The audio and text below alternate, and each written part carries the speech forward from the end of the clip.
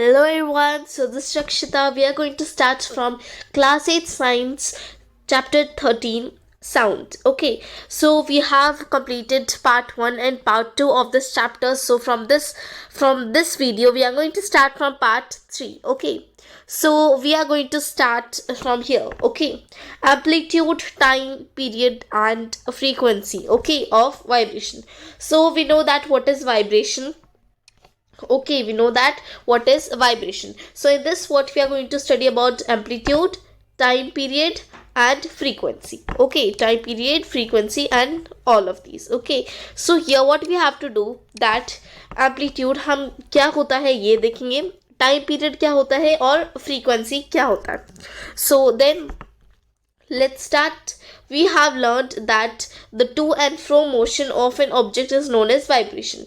ये हम लोगों ने पढ़ा था कि कोई भी मोशन अगर टू एंड फ्रो मीन्स कोई भी मोशन अगर आगे जा रहा है या पीछे जा रहा है. ओके, कोई भी ऑब्जेक्ट का कोई भी मोशन, अगर कोई भी ऑब्जेक्ट मोशन में है और वो आगे और पीछे जा रहा है तो उसे हम वाइब्रेशन कहते हैं. Okay, then this motion is also called oscillatory motion. तो इसे हम ऑसिलेटरी मोशन भी बोलते हैं. ओके, या like that we have seen in pendulum clock. Okay, जो पेंडुलम क्लॉक में जो नीचे का ऐसे जो पार्ट रहता है, जो उसकी या like this, first it's go this side and then it go this side. Okay, so ये क्या है, मतलब ये पहले टू होता है एंड देन फ्रो, मतलब आगे होता है देन पीछे होता है. So that is called oscillatory motion. Okay, so let's move to the next one. Okay, here या then we have already learned in earlier classes about the oscillatory motion and its time period. हम लोगों ने पढ़ा था, मतलब अपनी पिछली classes में जो हमारी प्रीवियस क्लास है उसमें हमें पढ़ा था कि ऑसिलेटरी मोशन क्या होता है और टाइम पीरियड क्या होता है. ओके, टाइम पीरियड वो होता है जो, जैसे अगर कोई भी ऑसिलेटरी मोशन को कितना टाइम लग रहा है, मतलब एक सेकंड में कितना कवर कर पा रहे हैं. Okay, so that is the time period. Okay, so then here let's move to the next one. The number of oscillations per second is called the frequency of the oscillations. मतलब अगर जो जितने भी oscillations हो रहे हैं एक second में, ओके, एक सेकंड में जितने भी oscillations हो रहे हैं तो फ्रीक्वेंसी हो जाएगी. Okay, means in 1 second how many oscillations does it take. Okay, so that will be the frequency of that object. Okay, then if we move little bit more, so then the frequency is expressed in hertz. so जो frequency होती है, okay, so उसको हम लोग क्या represent करेंगे, hertz. जैसे अगर कोई भी sack हो, या जैसे if we suppose there is a sack of a wheat. Okay, there is a sack of a wheat, so that will be measured in kilometers, means kilometer. Okay, km. Then so frequency, for frequency also there is a unit. Okay, and that unit is hertz. Okay, so hertz, then its symbol is hz.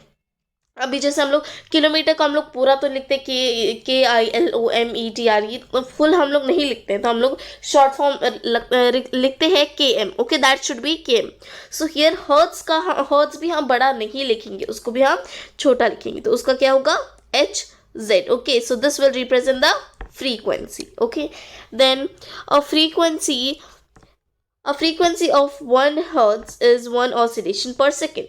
Okay, so इसमें क्या बोला है, अगर 1 hertz मतलब एक second में अगर 1 hertz try कर रहा है, मीन्स एक सेकंड में अगर 1 टाइम्स हो रहा है उसका ऑसिलेशंस, एक सेकंड में 1 टाइम हो रहा है तो उसके हर्ट्ज कितने रहेंगे, उसके हर्ट्ज भी 1 ही रहेंगे, मीन्स 1 hertz.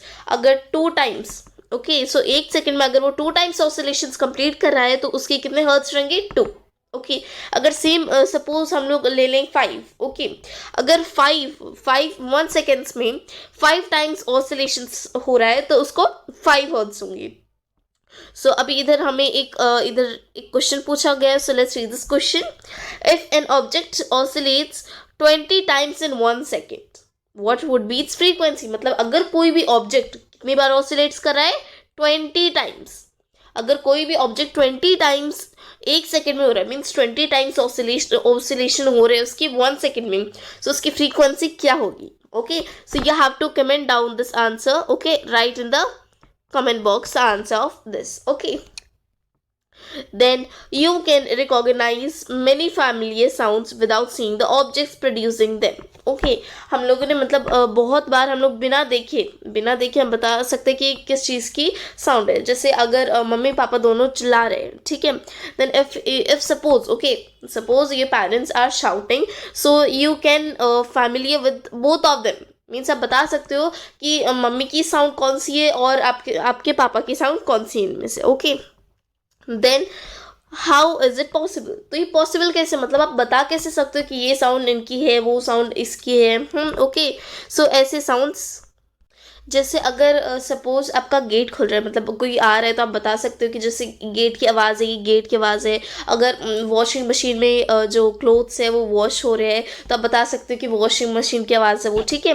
देन ये पॉसिबल कैसे कि आप कैसे पहचान सकते हो sounds. Okay, these sounds must be different to you, enable you to recognize them. Okay, so जो सारी साउंड जब आप सुनते हो, जो पहचानते भी हो, तो सारी साउंड्स क्या डिफरेंट होती है, बहुत अलग होती है. Okay, then have you ever thought what factors make them different. क्या कभी आपने सोचा है कि कौन से फैक्टर्स जो है वो आवाज़ को, हर एक आवाज़ को डिफरेंट बनाते हैं, अलग बनाते हैं. ओके, सबकी आवाज़ वैसे अलग होती है, तो कैसे अलग होती है. Okay, then we have to find this.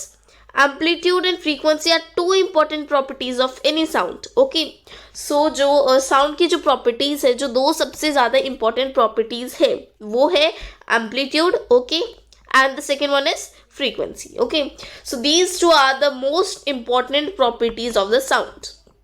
So amplitude क्या होता है वो हम देखते हैं, और फ्रीक्वेंसी हम लोगों ने देख लिया कि फ्रीक्वेंसी क्या होता है, मतलब एक सेकंड में कितना, मतलब वो ऑब्जेक्ट कितना ऑसिलेशंस कंप्लीट कर रहा है. Okay, so that will be the frequency. So amplitude देखते हैं क्या होता है. अभी एम्पलीट्यूड हम लोग एक एक्टिविटी से पता लगाएंगे. Okay, so can we differentiate sound on the basis of the amplitude and frequency. Okay, so मतलब जो साउंड कैसे अलग अलग जो टाइप्स की होती है, तो हम कैसे पता लगा सकते हैं. सो वो हम लोग एम्पलीट्यूड से या फ्रीक्वेंसी से पता लगा सकते हैं. Okay, we can know about the amplitude and frequency. So ये हम लोग कैसे पता लगाएंगे, by doing one activity. Okay, so this activity is loudness and pitch. Okay, so in this activity 13.11. Okay, so let's see this activity. What you have to do, take a metallic tumbler and a tablespoon. आपको क्या करना है कि metallic tumbler लेना है और एक tablespoon, मतलब कोई भी आप स्पून ले सकते हो, और आपको एक tumbler लेना है जैसे यहाँ पे दिखाया गया. Like this tumbler you have to take. Okay, then after that strike the tablespoon gently at the brim of the tumbler. So here the word comes the brim. Brim means kinara. Okay, what does brim means? It means the kinara, the edge we can say. Okay, it means kinara. So here means जो tumbler का किनारा, what can we say, मतलब brim क्या होगा, brim will be this. Okay, this will be the brim of the tumbler.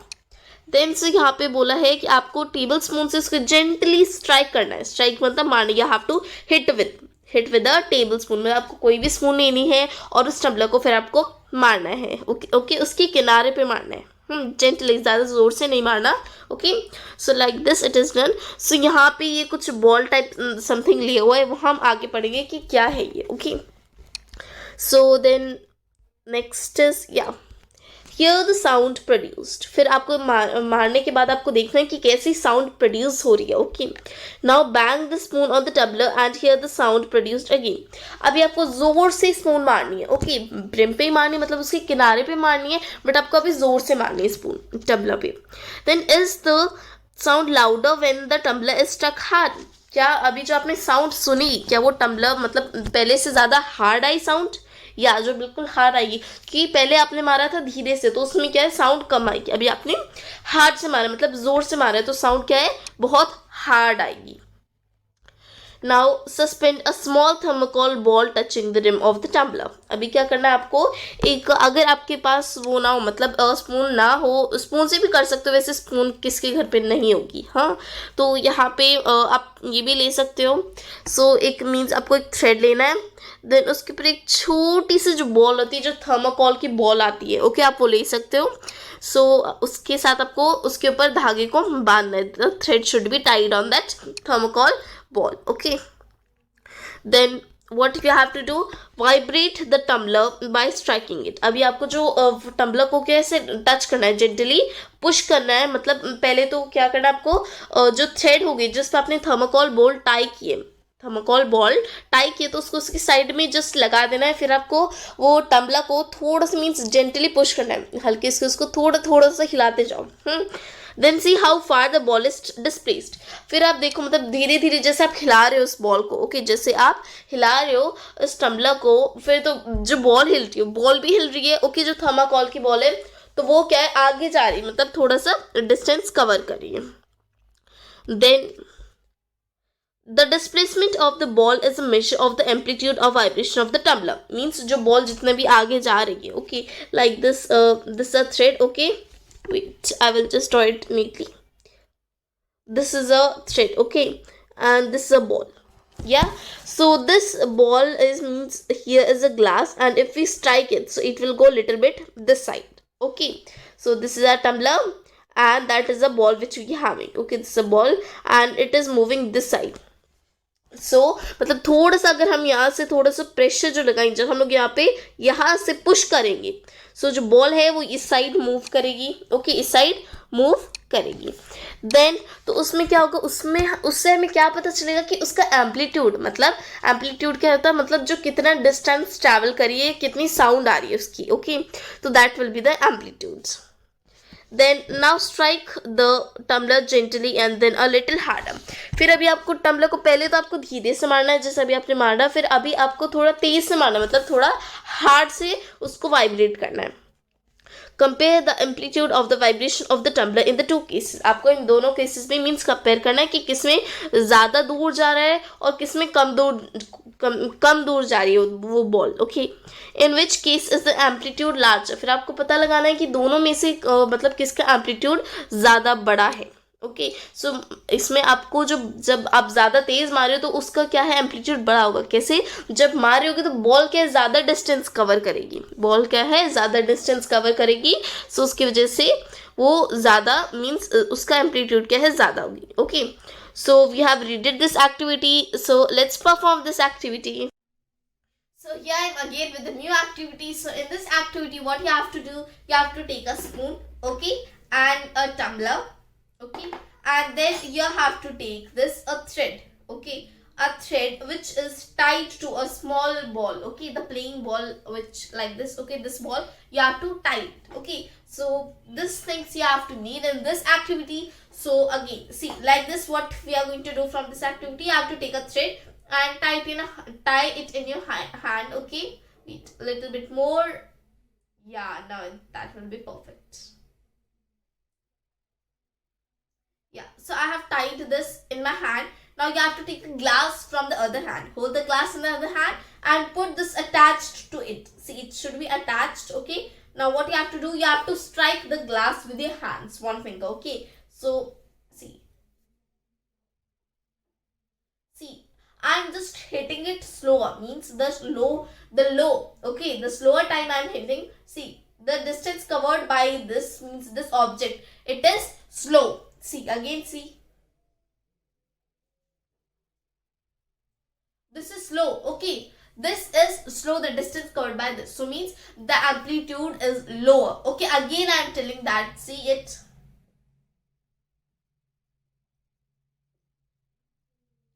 see, and if I hit larger, see,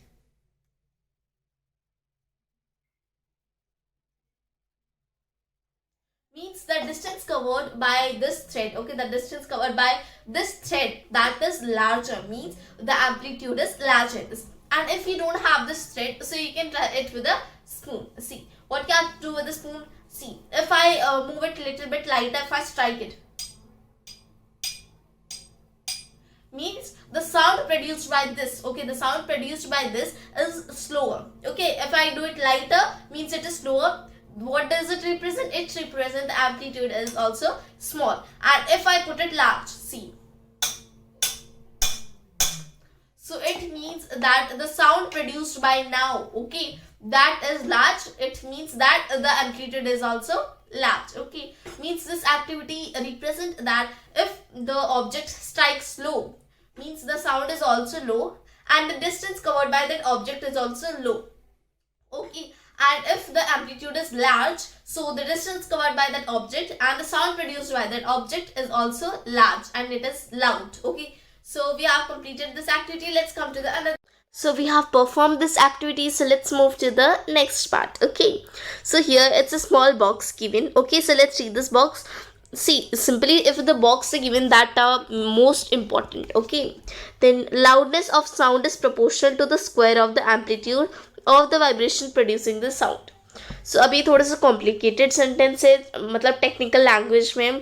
तो सबसे पहले हम इसका एग्जांपल देखेंगे कि क्या है एग्जांपल भी. Okay, for example if the amplitude becomes twice, अगर कोई भी एम्पलीट्यूड जो है अगर 2 गुना बढ़ जाता है, the loudness increases by factor of 4, मतलब फिर वो 4 गुना, मतलब अगर 2 गुना ज़्यादा बढ़ जाएगा तो इसका मतलब जो फैक्टर 4, मतलब जो 4 के फैक्टर्स है उसकी लाउडनेस की मतलब उससे इंक्रीज हो जाएगा. अभी हम लोग इसको करके देखते हैं. Okay, see from where I have to, yeah let's do from here. Okay, see yeah, that this will be a good space for doing this. Okay, so here what I have to do, so here I have to do a line. Okay, I'm just explaining this. If it is little bit like this is the amplitude, okay, like this is the amplitude. If I do it more than it, means अगर मैं इसको twice कर दूंगी, so it will be like this. so ये क्या है, 2 गुना बढ़ जाएगा. ओके, सो इसमें क्या हुआ है, जो ये है इसका जो एम्पलीट्यूड है बहुत ज़्यादा छोटा है. So I will do it in red colour and space will also the small. Yeah so जो इसका ये है, सो ये जो इतना है ये एम्पलीट्यूड है, ये यहाँ पे 2 टाइम्स है. ओके, मीन्स ये यहाँ पे सिंपली 2 ले रहे हो आप. Okay, so it will be increase by 4. Okay, these all means ये पहले ऊपर जा रहा है, फिर नीचे जा रहा है, फिर ऊपर जा रहा है, फिर नीचे. Okay, by arrow also I can show. First it is going up, then it is going down, then again up, then again down, then up, then down, then up, then down. Okay, it moves like this. Okay, so ये बताया अगर कोई भी मतलब ये 2 times है तो ये that will increase by the 4 times. Okay, तो इसमें क्या एम्पलीट्यूड जो है इसमें स्मॉल रहेगा, इसमें एम्पलीट्यूड स्मॉल रहेगा. So in this it will be large. Okay, so ये हम लोगों ने एग्जाम्पल के तौर से लिया है. Okay, then here what is the next thing mention here, that the loudness is expressed in unit called decibels. मतलब जो साउंड यहाँ पे जो दिखाई हुई है हमें डेसिमल्स में है. जो साउंड मतलब लाउडनेस मतलब साउंड जो है कितनी लाउड है, कितनी तेज है, वो कैसे एक्सप्रेस कर पाते हैं हम, by the decibels, matlab dB, which we call. Okay, by this unit we can express the loudness. Okay, so then here the following table gives some idea of the loudness of sound coming from various sources. मतलब अगर जैसे कितनी sounds produce हो रही है, कितनी जो sound की लाउडनेस मतलब कितने डेसिबल प्रोड्यूस हो रही है साउंड, तो हमें एक टेबल में दिया गया है. Okay, let's read this table. So ये first is normal breathing. Okay, first is normal breathing, मतलब जितनी हम सांस लेते हैं तो कितने डेसिबल्स है, 10 डेसिबल्स, मतलब जो हमें इतनी अच्छे सुनाई भी नहीं देती है. ओके, नॉर्मल ब्रीथ करते हैं तब. Then second is soft whisper. Whisper मतलब बात करना, किसी पे फुसफुसाते हैं या किसी के कान में बोलते हैं. Okay, that is so soft whisper, मतलब अगर हम एकदम सॉफ्ट तरीके से किसी से मतलब किसी के कान में कुछ कहें तो that will be 30 decibels. Okay, and normal conversation, मतलब अगर मैं अभी आपसे नॉर्मल बात कर रही हूँ, सिंपल अगर आप किसी से भी बात कर रहे हो, so that will be 60 decibels. Okay, and fourth is busy traffic, अगर मतलब कहीं बहुत ज़्यादा ट्रैफिक है या फिर बहुत सारे हॉर्न्स बज रहे हैं व्हीकल्स के, सो दैट इज 70 डेसिबल्स, मतलब बहुत ज़्यादा हो जाता है, बहुत शोर, मतलब कान दर्द करने लग जाते हैं फिर. Okay, so fifth, and if we take fifth is average factory, मतलब अगर आप किसी की फैक्ट्री के बाहर भी खड़े हो या किसी फैक्ट्री के आसपास आपका घर है, so that will be 80 decibels, मतलब बहुत ज़्यादा उनकी केमिकल्स की, उनकी मशीन की बहुत ज़्यादा आवाज़ आएगी. Okay, then here what it is written that above 80 decibels the noise becomes physically painful, मतलब जो अगर 80 डेसिबल से ज़्यादा साउंड जाएगी, द मोर देन 80 डेसिबल अगर साउंड गई, सो वो हमारे ईयर्स के लिए बहुत ज़्यादा पेनफुल होगा, बहुत ज़्यादा दर्दनाक होगा. Okay, so one statement is written, so let's read this first. Okay, then will move to the next one. So here what it is written that the loudness of sound depends on its amplitude. मतलब जो sound है, मतलब जो sound की जो loudness है, कितनी तेज है साउंड, तो किस पे डिपेंड होता है, एम्पलीट्यूड पे डिपेंड होता है। किस पे डिपेंड होता है, एम्पलीट्यूड। अगर मैं तेज बोल रही हूँ तो मतलब मेरा क्या है, जो मेरी आवाज़ का जो एम्पलीट्यूड है, ओके, सो वो लार्ज है। अगर मैं धीरे बोल रही हूँ, ओके, अगर मैं धीरे बोल रही हूँ तो मेरा एम्पलीट्यूड क्या है, छोटा है। तो वो लाउडनेस पे डिपेंड करेगा, मीन्स एम्पलीट्यूड पे डिपेंड करेगा। When the amplitude of vibration is large, मैंने यही बताया कि अगर जो एम्पलीट्यूड, अगर मेरे वाइब्रेशन का जो एम्पलीट्यूड है वो लार्ज है, ओके, अगर वो बड़ा है तो the sound produced is loud. अगर एम्पलीट्यूड बड़ा है तो जो साउंड प्रोड्यूस होगी वो भी तेज होगी। When the amplitude is small, अगर जब एम्पलीट्यूड छोटा है तो sound produced is feeble. Sound produced is feeble. Feeble means like, wait, can I have it little bit darker? Yeah. Oh my god, how much darker is it? So feeble मतलब जो soft होती है, जो normal voice होती है, means slow, low. Okay. Wait, I will be more doing it. Yeah, feeble means low. Feeble is the low. Okay, so अगर amplitude छोटा होगा तो साउंड भी लो होगी, अगर जो एम्पलीट्यूड ज़्यादा है तो साउंड भी लाउड होगी। Okay, so here and if we take the next, yeah then here compare the sound of a baby with that of an adult. Okay, अभी आपको क्या करना है, यहाँ पे एक आपके लिए वर्क दिया गया है कि अगर जैसे आपको एक बेबी की या फिर एक एडल्ट की, दोनों की जो साउंड को क्या है आपको कंपेयर करना है। Okay, is there any difference, क्या उनमें डिफरेंस होगा, बिल्कुल होगा। देखो अगर आपके मतलब क्या कहूँ मैं, अगर जैसे कोई भी साउंड प्रोड्यूस हो रही है, मतलब जैसे अगर बेबी की साउंड प्रोड्यूस है तो उसमें क्या, उसकी जो वॉइस है एकदम सॉफ्ट आएगी, मतलब एकदम प्यारी आएगी, हल्की आएगी। हाँ, अगर एडल्ट की देखिए, मतलब अगर कोई मैन की आवाज़ देखे तो उनकी साउंड क्या है, बहुत ज़्यादा हार्ड आएगी। ओके, मीन्स उनकी मैनली वॉइस आएगी। ठीक है, देन सो उसमें डिफरेंस है, बहुत ज़्यादा डिफरेंस है। Okay, even if two sounds are equally loud they differ in some way. Let us see how, मतलब अगर देखो, अगर जैसे बेबी की भी आवाज़, बेबी भी उतनी तेज से चिल्ला रहा है, मतलब बच्चा भी उतनी ही तेज से चिल्ला रहा है जितना उसका पापा चिल्ला रहा है। ठीक है, तो उन दोनों में भी कोई ना कोई डिफरेंस होगा, मतलब सुन के बता सकती हो ये एक बच्चे की आवाज़ है और ये एक अडल्ट की आवाज़ है। ओके, सो उसमें डिफरेंस है। सो क्या डिफरेंस है, so let us see how. सो देखते हैं क्या डिफरेंस है। ठीक है, then I wonder. So here Bujo is saying that I wonder why my voice is different from that of my teacher. मतलब अब मैं सोच रहा हूँ कि जो मेरी आवाज़ जो है मेरे टीचर से डिफरेंट क्यों है। ओके, सभी बूजो के जो क्वेश्चंस का उसका आंसर देते हैं। Okay, so here the frequency और डिटरमाइंस द श्रिलनेस और पिच ऑफ साउंड। ओके, सो इसमें क्या है, इट मीन्स दैट अगर जो कोई भी श्रिलनेस या पिच, मतलब जो साउंड जो है, फ्रीक्वेंसी, साउंड की जो फ्रीक्वेंसी किस पे डिटरमाइन करेगी, मीन्स किस पे डिपेंड होगी, श्रिलनेस से या पिच पे। मतलब पिच मीन्स जो उतार चढ़ाव, मतलब कभी भी साउंड तेज़ होती है, फिर धीरे होती है, फिर तेज़ होती है, फिर धीरे होती है, so that is the pitch. And if we talk about shrillness means जो हाई पिच वॉइस होती है, जो हाई पिच वॉइस होती है, तो देखते हैं क्या होते हैं वो भी। Then if the frequency or vibration is higher, we say that the sound is shrill and has a higher pitch. अगर कोई भी जो मीन्स साउंड की जो वाइब्रेशन है ज़्यादा तेज़ है, ओके, जो ज़्यादा तेज़ है, सो जो उसकी साउंड रहेगी वो ज़्यादा श्रिल होगी। वो ज़्यादा श्रिल होगी, मतलब बहुत ज़्यादा हाई पिच रहेगी और बहुत ज़्यादा, मतलब बहुत ज़्यादा तेज़ रहेगी। जो उसकी पिच है वो बहुत ज़्यादा हाई रहेगी। ओके, मीन्स जो हाई जो रहेगी, जैसे मतलब बहुत ज़्यादा पतली आवाज़ रहेगी उस टाइप की। Okay, if the frequency of vibration, if the frequency of vibration is lower, we say that the sound has a lower pitch. अगर कोई भी वाइब्रेशन की जो फ्रीक्वेंसी है वो कम है, मतलब बहुत ज़्यादा लो है, तो जो उसकी साउंड प्रोड्यूस होगी उसमें भी लोअर पिच होगा। ओके, मतलब बहुत ज़्यादा हार्ड वॉइस होगी। Then for example a drum vibrates with a low frequency, मतलब अगर यहाँ पे एक एग्जाम्पल ले सकते हैं हम यहाँ पे, जैसे हाँ ये ट्वाइस वाला भी, या ट्वाइस वाला हम लोगों ने देखा था, जैसे यहाँ पे सेम वही दिया गया, जैसे यहाँ पे ये वन टाइम है। ओके, वन टाइम तो नहीं, मतलब 1 2 3 1 2 3 3 टाइम्स है। तो यहाँ पे नीचे क्या दिया गया, उसका ही ट्वाइस, मतलब यहाँ पे हम ड्रम से साउंड प्रोड्यूस कर रहे हैं और यहाँ पे हम किससे करें, द सीटी। ओके, जो सीटी बोलते हैं जिससे हम उससे साउंड प्रोड्यूस कर रहे हैं।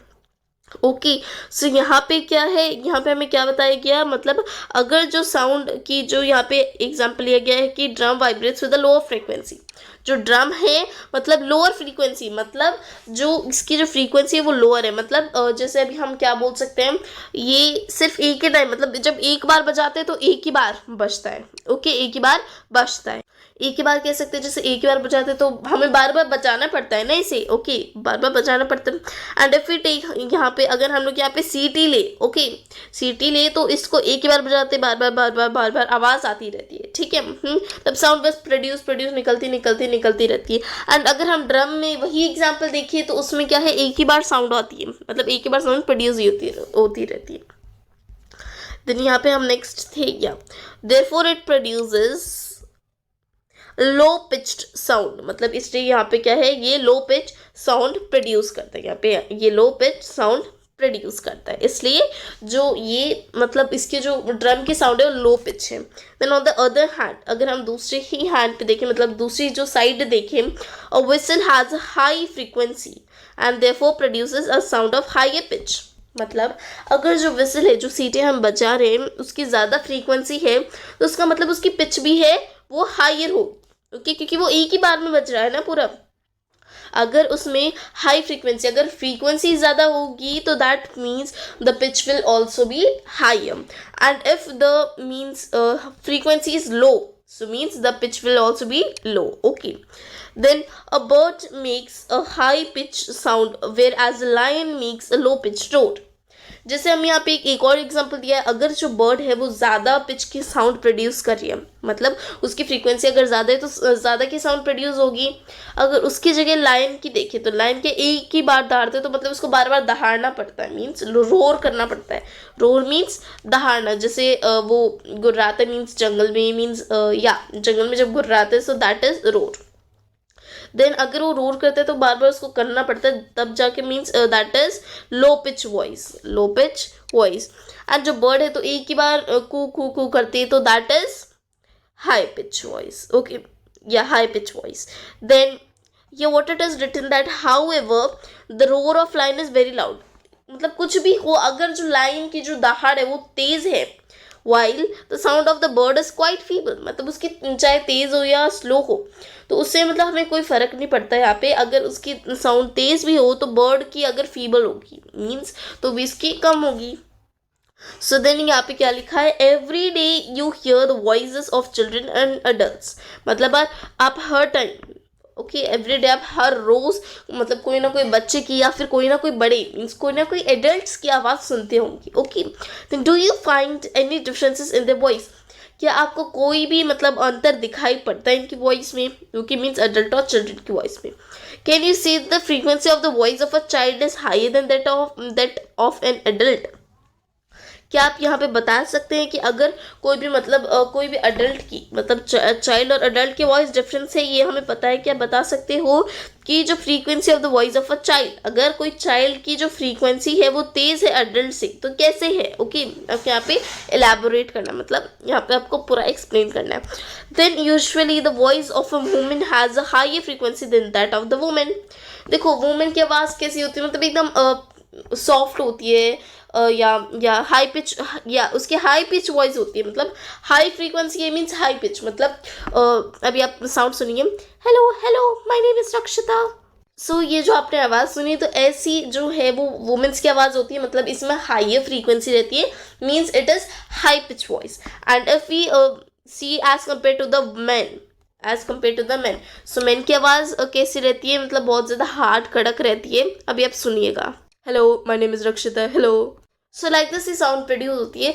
सो मैन की क्या है, इसमें लो मीन्स लो फ्रीक्वेंसी है, सो मीन्स उसकी जो साउंड है, जो पिच है, that will also be low. So now we are going to start from a new topic that is audible and inaudible sounds. Okay, 13.6। So audible मतलब जो sound हमें सुनाई देती है, ऑडिबल मीन्स जो साउंड हमें सुनाई देती है, inaudible the sound which can't be here. Audible मतलब जो साउंड सुनाई देती है, इनऑडिबल मतलब जो साउंड हमें सुनाई नहीं देती है। Okay, so here we know that we need a vibrating body for the production of sound. ये हम सबको पता है कि अगर कोई भी हमें साउंड प्रोड्यूस करने तो कैसे कहाँ से प्रोड्यूस होगी, एक वाइब्रेटिंग बॉडी से. मतलब अगर कोई भी ऑब्जेक्ट वाइब्रेट कर रहा है तभी उसमें से साउंड प्रोड्यूस होगी. So can we hear the sound of all vibrating bodies. क्या हम जितनी भी वाइब्रेटिंग बॉडीज हैं सबके साउंड सुन सकते हैं? नहीं, सबके साउंड नहीं सुन सकते हैं. So then let's see how we can't hear. Okay, देखते हैं हम कैसे नहीं सुन सकते इनके sound. The fact is that sound of frequency is less than about 20 vibration per second, means 20 hertz can't be detected by the human ear. Okay, it means that here what it is said that सो यहाँ पे क्या लिखा है, मतलब जो fact that sounds of frequency less than 20 vibration, मतलब अगर एक सेकंड में 20 वाइब्रेशन है तो इसका मतलब 20 हर्ट्ज हो गया ना. हमने पढ़ा था मतलब अगर 20 हर्ट्ज होंगे तो वुमेन वो साउंड नहीं सुन पाएगा. मतलब 20 हर्ट्ज से कम ह्यूमन जो है मीन्स ह्यूमन है वो आवाज़ नहीं सुन पाएगा, ह्यूमन ईयर तक आवाज़ नहीं पहुँच पाएगी. अगर इफ क्या बोला यहाँ पे, क्या कंडीशन दी है, if the sound is less than 20 hertz, so then the human can't hear that voice. Okay, so here such sounds are called inaudible. So उन साउंड्स को हम क्या बोलते हैं? इनऑडिबल बोलते हैं. मतलब जो साउंड हमें सुनाई नहीं दे सकती, जो साउंड 20 हर्ट्ज से कम है, सो वो है inaudible sounds. Okay, so on the other side अगर हम दूसरे ही साइड पे देखें सो क्या है, sound of frequency is higher than about 20,000 vibration per second. मतलब एक सेकेंड में अगर 20,000 वाइब्रेशन यानी जैसे हम लोग मीटर का बड़ा भाई क्या है? किलोमीटर. अगर हम हर्ट्ज का बड़ा भाई देखें, ओके, सो यहाँ पे क्या है? KHZ means kilo hertz. What is this? Kilohertz. So 20 kilohertz है इसमें. So sound of frequency मतलब जो frequency में मतलब अगर 20,000 vibration है means 20 kilohertz है.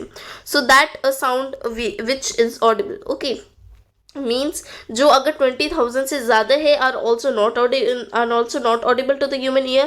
मतलब अगर 20,000 से ज़्यादा है तो भी नहीं सुन सकते हम साउंड जो है वो नहीं सुन सकते. देखो अगर 20 से कम है, 20 हर्ट्ज से कम है तो भी नहीं सुन सकते, अगर 20,000 से ज़्यादा है साउंड तो भी हम नहीं सुन सकते. दस for human ear the range of Audible frequency is रफली फ्रॉम 20 to 20,000 हर्ट्ज. मतलब जो यहाँ पे ह्यूमन ईयर के लिए क्या रेंज प्रेफर किए, यहाँ पे क्या रेंज दी गई है? ऑडिबल मतलब जो साउंड ऑडिबल है वो है 20 to 20,000 हर्ट्ज. सो इनके बीच में जो साउंड रहती है ना 20 से कम और ना 20,000 से ज़्यादा. से 20 से 20,000 हर्ट्ज के बीच में जो साउंड हमें सुनाई देती है, क्योंकि यही साउंड सिर्फ सुनाई देती है जो इन बीच के हर्ट्ज में है. ठीक है, then here a box is given, so let's see this box. Okay, then some animals can hear sounds of frequencies higher than 20,000 hertz. मतलब जो कुछ एनिमल्स होते हैं जो 20,000 हर्ट्ज से भी ज़्यादा साउंड सुन सकते हैं. ओके, मतलब उनके अंदर इतनी कैपेसिटी होती है, इतनी क्षमता होती है कि वो 20,000 हर्ट्ज से ज़्यादा साउंड सुन सकते हैं. Dogs have this ability. तो ये एबिलिटी किसके पास है? ये क्षमता है डॉग्स के पास. ओके, डॉग्स के पास. Then the police use higher frequency whistles which dogs can hear but humans cannot. मतलब पुलिस जब मीन्स जो पुलिस होते हैं वो क्या करते हैं? वो whistle यूज़ करते हैं. मतलब जो CT whistle means CT. Again I am telling that whistle means CT. Okay, that means CT. Then मतलब जो पुलिस सीटी यूज़ करते हैं मतलब जो विसल्स यूज़ करते हैं वो डॉग्स मतलब उनकी भी क्या है, जो फ्रीक्वेंसी बहुत ज़्यादा है, मीन्स उनकी जो पिच है वो भी ज़्यादा है. Okay, the pitch will also be higher if the frequency is high. Okay, so here मतलब अगर डॉग्स सुन सकते हैं इसको, जो सीटी की जो विसल की आवाज़ है डॉग्स उसे सुन सकते हैं बट ह्यूमन्स कांट. मतलब ह्यूमन्स उसको नहीं सुन सकते बट डॉग्स सुन सकते हैं. Then the ultrasound equipment familiar to us for investigating and tracking many medical problems works at frequency higher than 20,000 hertz. So in this what it is given that जो ultrasound equipment मतलब जो ultrasound के जो means material होते हैं, जो equipment जिन्हें हम औजार बोलते हैं हिंदी में. ओके, इन हिंदी वी से औजार टू इक्विपमेंट का मतलब क्या है? औजार means materials which we use. वो क्या है? मटेरियल क्या है? वो फैमिलियर है. फैमिली मीन्स जिन्हें हम जानते हैं, जिनसे हम परिचित हैं, या फिर जो हम डे टू डे लाइफ में यूज़ करते हैं। Okay, then to us for investigating, किस चीज़ में कोई किसी चीज़ का पता लगाना हो हमें, या ट्रैकिंग मेनी मेडिकल प्रॉब्लम्स, कोई भी मतलब जो भी मेडिकल इश्यूज़ हैं, जो भी मीन्स हॉस्पिटल से रिलेटेड जो इश्यूज़ है, हेल्थ से रिलेटेड कुछ इश्यूज़ है, तो उन मेडिकल प्रॉब्लम्स का मीन्स सॉल्यूशन निकालने के लिए तो ये अल्ट्रासाउंड इक्विपमेंट काम आते हैं। ओके, अब ये कैसे वर्क करते हैं? Works at frequency higher than 20,000 hertz. So कैसे काम करते हैं? ये भी 20,000 हर्ट्ज से ज़्यादा काम करते हैं। ओके, कैसे काम करते हैं? 20,000 हर्ट्ज से ज़्यादा काम करते हैं। Okay, so we have completed this box also. So next topic is noise and music. बहुत बार आपने नाम सुना होगा नॉइज एंड म्यूजिक। सो इसमें क्या लिखा है, सो अभी हम रीड करते हैं। We hear different types of sounds around us. So बहुत सारी अलग अलग तरह के हम साउंड सुनते हैं अपने आसपास, मीन्स हमारे सराउंडिंग एरियाज में भी। Is the sound always pleasing? क्या हमेशा जो साउंड होती है वो हमें जो पसंद आती है, प्लीजिंग मीन्स वो साउंड जो हमारे कानों को पसंद है, जो हमें पसंद है वो साउंड। क्या वो साउंड हमेशा ऐसी होती है जो हमारे कानों को पसंद है? नहीं, ऐसी नहीं होती। हर साउंड नहीं होती, बट कुछ कुछ हो सकती है। Does sound sometimes causes discomfort to you? मतलब कुछ कुछ साउंड ऐसी होती है जो आपको मतलब डिस्कम्फर्ट करती है, मीन्स आपको, जैसे आप कंफर्ट में मीन्स आप कंफर्टेबल हो तो आपको अनकंफर्टेबल करते। कुछ साउंड्स होती है जैसे हाँ, आप एक एग्जांपल ले सकते हैं। अगर आपको मतलब कोई बच्चे की रोने की आवाज़ सुनाई दे रही है, तो वो मतलब आपको अच्छी नहीं लगी होगी, आपको अच्छी नहीं लगेगी वो साउंड। ओके, आपको अच्छी नहीं लगेगी वो साउंड, बिकॉज जो मतलब बच्चा रो रहा है तो आपको चुभेगी वो कानों में आवाज़, है ना। So the same as this, you can take that. Yeah, more examples are given here, so we'll look for that. So does yeah, we have read this. Then some sounds are pleasing to the ear. कुछ sounds जो है जो हमारे कानों को अच्छी लगती है. Then where some are not. कुछ अच्छी लगती है और कुछ अच्छी नहीं लगती है ना. So let's see this. What does it called? Suppose construction work is going on in your neighborhood. अगर मीन्स आप सपोज लो, मान के चलो, अगर आपके नेबरहुड में या फिर आपके पड़ोस में कोई भी कंस्ट्रक्शन वर्क चल रहा है। ओके, मीन्स कोई कारीगरी मीन्स कंस्ट्रक्शन, कोई घर बनाने का या बिल्डिंग बनाने का कोई भी काम चल रहा है। Then are the sound coming from the construction site pleasing? जो मतलब कंस्ट्रक्शन साइट से जो भी आवाज़ आ रही है, जैसे वो ड्रिलिंग मशीन की ड ड ड ड, या फिर और भी मतलब बहुत साउंड जो आती है कंस्ट्रक्शन साइट से, क्या वो प्लीजिंग है? क्या वो आपको अच्छी लगती है? नहीं, वो प्लीजिंग नहीं है, वो हमें अच्छी नहीं लगती है। Then do you enjoy the sound produced by horns of buses and trucks? क्या आपको मज़ा आता है जैसे जो मतलब हॉर्न्स मतलब जो क्या बोलते हैं हम, जैसे ये सो जैसे हॉर्न्स मतलब जो भी अगर कहीं हम ट्रैफिक में फंस जाए तो हम हॉर्न्स बजाते हैं, मतलब जो गाड़ी की पी वगैरह होती है तो बजाते हैं, है ना। सो क्या वो वॉइस हमें पसंद है? नहीं, वो भी पसंद नहीं है, हमें मज़ा नहीं आता है साउंड सुनने में। So such unpleasant sounds are called noise. मतलब जो साउंड हमें अच्छी नहीं लगती, जो साउंड हमें पसंद नहीं है, सो उन साउंड का हम क्या बोलेंगे? नॉइस। क्या बोलेंगे? नॉइस। मीन्स नॉइस का मतलब शोर भी होता है हिंदी में, ठीक है। Then in a classroom if all students speak together, मतलब अगर कोई भी क्लास में समझ लो आपकी क्लास में हम लेते हैं, अगर मतलब सारे बच्चे एक ही साथ बात करें, means all students are talking together. Okay, then what happened? What would the sound produce be called? मतलब जो उसमें साउंड प्रोड्यूस हुई क्या बोलेंगे हम उसे हम नॉइज ही बोलेंगे। वाई मतलब बहुत बार आप में से बहुत लोग जो मेरी वीडियो देख रहे हैं तो वो TMKOC देखते हैं, मीन्स तारक मेहता का उल्टा चश्मा। जब उसमें कोई भी प्रॉब्लम या इशू क्रिएट होता है तो उसमें सब जैसे जमा होते हैं, फिर वो एक ही साथ बोलने लग जाते हैं, राइट। सब एक साथ, they all speak together. Okay, so इससे हम क्या बोलेंगे? नॉइज हो रहा है, means that sound will called noise, शोर। Okay, then here what it is written that let's take a brush. Yeah, on the other hand you enjoy sounds from musical instrument. Okay, मतलब दूसरी ही hand पे, मतलब दूसरी ही side अगर हम देखें तो आपको मज़ा आता होगा सुनने में साउंड। कैसे साउंड? जो म्यूजिकल इंस्ट्रूमेंट, जैसे बांसुरी, flute, piano, these all means जो म्यूजिकल इंस्ट्रूमेंट है। ओके, जो म्यूजिकल इंस्ट्रूमेंट मतलब बहुत सारी बांसुरी होती है, मतलब जो कृष्णा जी की बांसुरी जो हम बजाते सो इसलिए हमें वहाँ पे पेड़ लगाने चाहिए ताकि वहाँ पे ज़्यादा आवाज़ ना जा पाए। Okay, then thus reducing harmful effects of noise pollution. So इसकी वजह से क्या होगा, जो नॉइस पोल्यूशन होगी वो बहुत ही मतलब जो हार्मफुल इफेक्ट पड़ते हैं वो कम हो जाएंगे। Okay,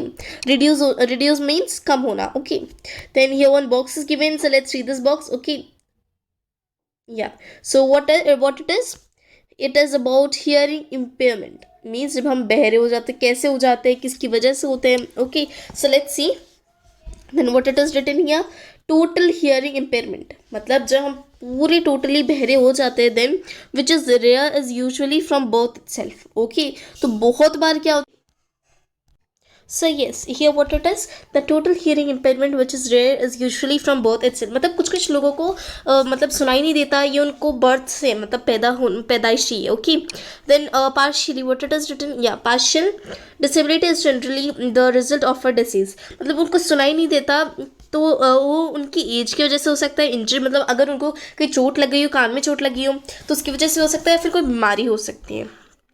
then children with impairment hearing need special care, मतलब जो सुन नहीं सकते उनको एक स्पेशल केयर दी जानी चाहिए। Okay, because by learning sign language, अभी उनको ये स्पेशल केयर कैसे दी जा सकती है, उनको साइन लैंग्वेज सिखा के, मतलब जो साइन से इशारों से बात करना। Okay, then such children can communicate effectively, फिर वो बात कर सकते हैं मतलब इशारों से बात करना। Then because speech develops as a direct result of hearing, a child with hearing loss may have defective speech also. ये हम सबको पता है, मतलब जो हम सुनते हैं वही हम बोलते हैं, मतलब अगर कुछ बच्चे जो सुन नहीं सकते तो उनको बोलने में भी थोड़ी बहुत प्रॉब्लम आती है। Okay, then technological devices for the hearing impairment have made it possible for such persons to improve the quality of life। मतलब अभी बहुत सारे टेक्नोलॉजिकल डिवाइसेस आ चुके हैं जिनकी वजह से मतलब थोड़ा बहुत जो बच्चे नहीं सुन पाते थोड़ा बहुत अभी सुन पाते हैं। Society can do much to improve the living environment for the hearing impairment and help them live normal lives। Okay, so in this what it is written that जो सोसाइटी है मतलब उनको मजाक नहीं उड़ाना चाहिए जो बच्चे सुन नहीं सकते, उल्टा उनकी हेल्प करनी चाहिए। ओके, उल्टा उनकी हेल्प करनी चाहिए जो सुन नहीं सकते। Okay, so we have completed this chapter। okay, for this is the last part which I'm going to upload। okay, so yes, thank you so much for watching this video।